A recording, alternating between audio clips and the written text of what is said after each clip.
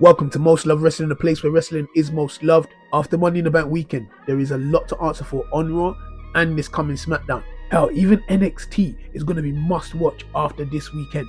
But Raw just took place, giving us even more to think about.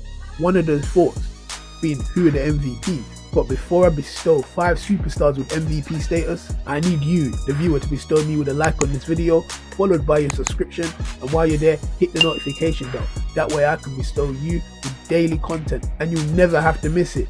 This all helps with the algorithm, so if you like what I'm doing and believe that the world deserves to bear witness, then this is how you can make it happen. As always, I'm going to start with the match results. Jey Uso defeats Chad Gable due to a White 6 distraction. Jey wisely ducks for cover. Bronson Reed crush Pete Dunne. Judgment Day defeat Braun Strowman and Awesome Truth. Braun loses via DQ after throwing a chair at Ilya Dragunov. Damage Control defeat KC2 and Lyra Valkyria. And Dominic Mysterio is finally able to beat his deadbeat dad. Other developments, Seth Rollins makes it perfectly clear to CM Punk that he's coming after him as soon as he's medically cleared.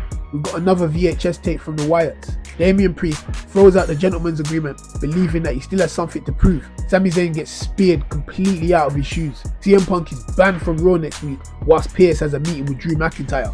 Liv Morgan stretches Dom out. Chad wants something done about the Wyatts. Meanwhile, Bo is actually waiting in Pierce's office.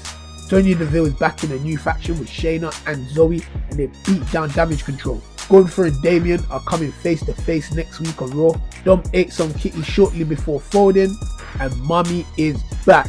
My thoughts on the show: kayfabe Drew McIntyre is a donor. Actions have consequences is an understatement. Drew really thought he was going to successfully cash in his Money in the Bank briefcase after announcing it to the world and CM Punk, and then he gets irate when it doesn't work out and gets himself suspended and fined. Like, my brother, what did you think was going to happen? I'm also looking forward to see how things are going to develop with Seth Rollins and CM Punk. Jey Uso is also the most intelligent member of the roster. You would not stick around while the White 6 turn up, especially as they murdered people on day one. But are they truly even after Chad Gable, or is he just collateral? What was Bo Dallas doing in Pierce's office? And once again, that video was brilliant. But what does he mean by set them free? And I was under the impression that we already saw Sick, but apparently not, because he said Sick is what we'll be. Is there going to be more to Pete Dunne and Sheamus? Zoe Stark lives. I legitimately thought she was dead. The fact that she's standing upright is something that my brain can't yet compute. But I'm excited to see Sonya's new faction. Is Natalya going to get involved, or is it only going to be these gritty characters? Because remember, she said, "Talk. Enough is enough. It's time for a change." And Carmen Petrovic down on NXT, she sounds like she hasn't heard from Natalya in a minute. Maybe it all ties in together. And if we're booking another Braun versus Sami match at SummerSlam, looks like we're going down that route, seeing as he speared him out of his bugs. Do not make him lose. Damian Priest is absolutely right.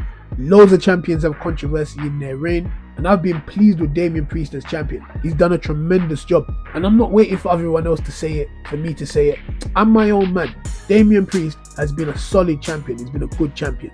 However, right now, I've got to agree with Gunther that it is his destiny, and the WWE and the World Heavyweight Championship needs him. I wouldn't go as far as to say restore honor and prestige, but I will say at SummerSlam, Damian Priest, the jig is up. Speaking of Priest, he's definitely finishing August as a babyface. Him and Rhea Ripley are not long for the Judgment Day, and the remaining members of the Judgment Day, they're going to be rocking with Liv Morgan. They have the tag team titles because of Liv.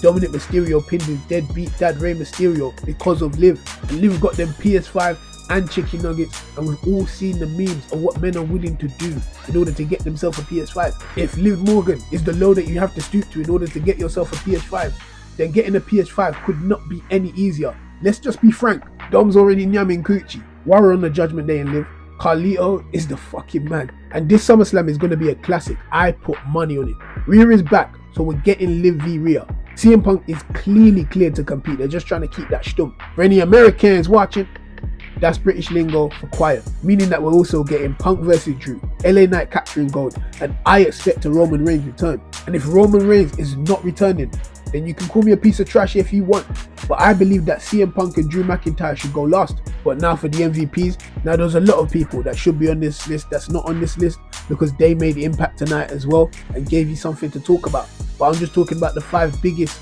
impacts for me personally. In 5th place, I'm putting Braun Breaker. He recovered from that loss so well, and I feel like he's that guy again after last night, despite how clean he got beat on Saturday. In 4th place, I'm going with CM Punk. Everything he said made perfect sense, and that's all I need. Even Drew McIntyre's got to look in the mirror and say, you know what, I fucked up during this rivalry. Actions have consequences.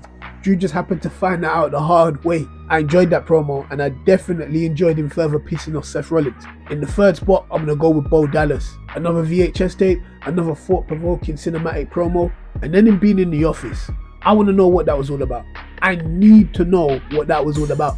Liv maintains this stellar run that she's been on, which is why she's coming in at second, still harassing Dominic, still harassing the Judgment Day.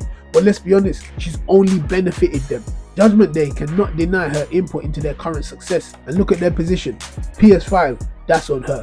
Chicken Nuggets, that's on her. Dominic being limber, on her.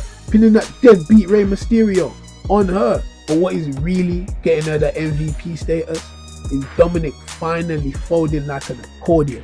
And then of course your MVP, of course it was Riri with the works. Who else was it going to be? Like, who else did you think? The third biggest return we're waiting on outside of the Rock and Romans, and them and the part-timers. So it's fair to say that this was the biggest return that we were waiting on, and we got it. It was a show MVP waiting to happen. Nothing on that show was more important or monumental than the return of Riri with the work. So Rhea, congratulations on your MVP. Thank you for listening to my bullshit. Don't forget to leave a like, remember to subscribe, and leave your thoughts in the comment section down below.